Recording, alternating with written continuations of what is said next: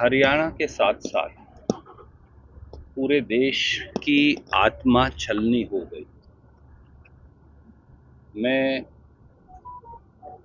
हमारे बेटे विनय नरवाल के पिताजी से कह रहा था कि शायद हम में से कोई ये भी नहीं कह पा रहा कि आप हिम्मत रखिए, क्योंकि हम सब निशब्द हैं इस त्रासदी से। जम्मू कश्मीर में जो पहलगांव में बैरसन ग्राउंड में जो टेरर अटैक हुआ, जिसमें 26 निहत्थे निर्दोष लोगों की पाकिस्तान से आए आतंकवादियों द्वारा हत्या की गई है, उसकी जितने कड़े शब्दों में भर्त्सना की जाए शायद वो कम है। इस देश में हर वो व्यक्ति जिसके मन में मानवता और प्यार भाईचारा है, उसे ये लगा कि परिवार का एक उनके सदस्य चला गया। ये ठीक है कि 26 परिवारों ने अपने परिवार के चिन्ह खोए।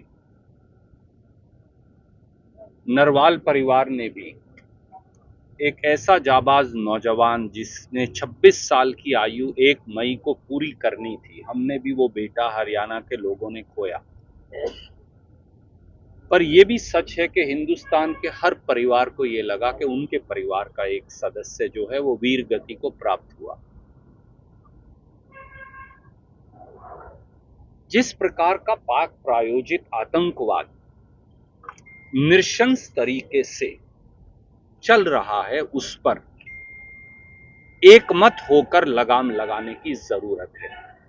किसी प्रकार के राजनीतिक या सामाजिक भेदभाव से ऊपर उठकर, किसी प्रकार की राजनीति से भी ऊपर उठकर, और कांग्रेस पार्टी और उसके अध्यक्ष और राहुल गांधी जी ने तो कहा है कि हम सरकार और देश के साथ खड़े हैं, अटल और अटूट तरीके से कड़ी कार्रवाई हो, एक ऐसा उदाहरण पेश किया जाए उन उग्रवादियों के खिलाफ भी और उनसे ज्यादा जरूरी उन उग्रवादियों के पोषकों के खिलाफ भी, जिन्होंने उन उग्रवादियों को हमारे देश की सरजमी पर भेजा। उन्हें ऐसी सजा दी जाए कि सजा भी दहल जाए।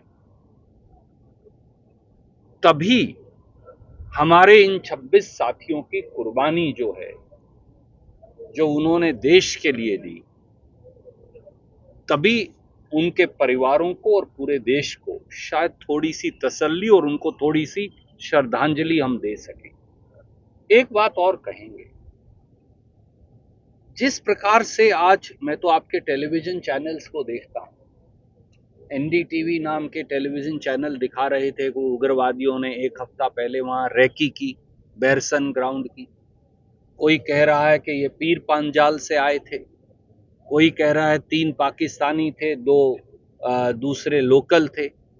अगर ये सारे इंटेलिजेंस इनपुट्स थे सरकार के पास, इंटेलिजेंस एजेंसीज के पास, तो कश्मीर तो दुनिया की सबसे बड़ी मिलिट्री कमांड है, 3.5 लाख फौजी और सिपाही लगे।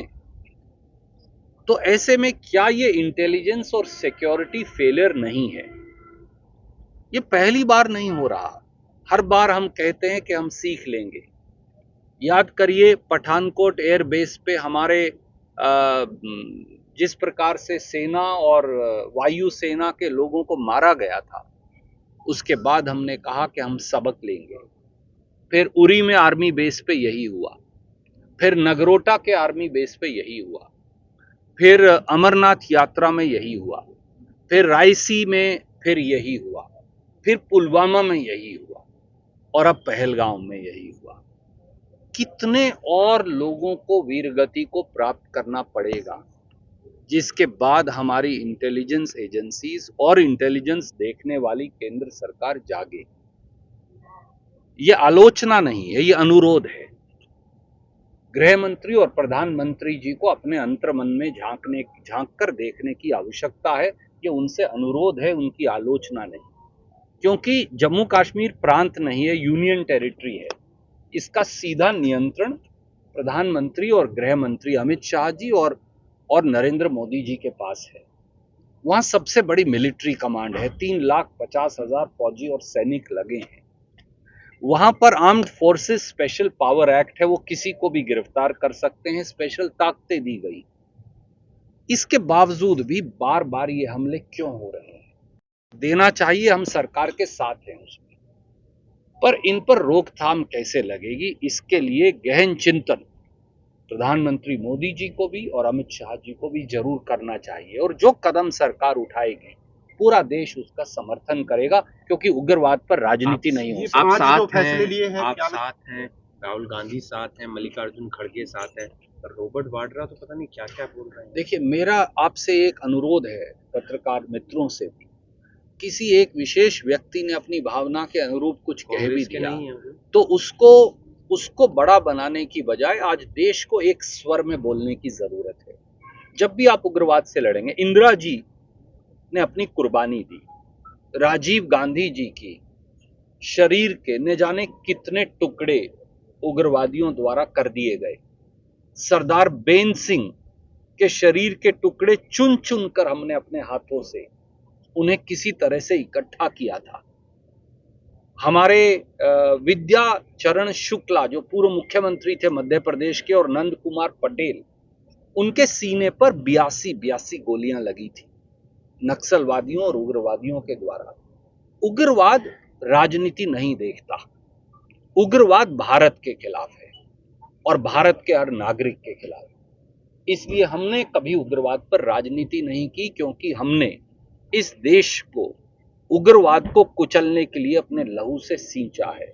और आज भी इसलिए हमने कहा, हमारे 100 वैचारिक विभिन्नता हो सकती है भाजपा से, पर आज हमारी सरकार जो करेगी उनको इन उग्रवादियों का सर कुचलना चाहिए, और जो वो करें हम सब पूरा देश इकट्ठा रहेगा।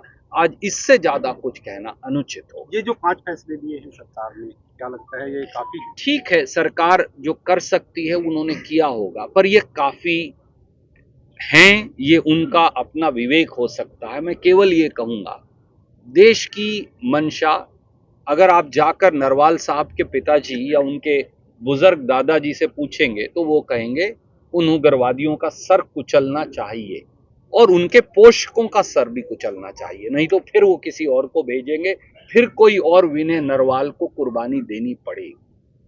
इसलिए ये आवश्यक है कि हम निर्णायक फैसला करने की तरफ बढ़ जाएं।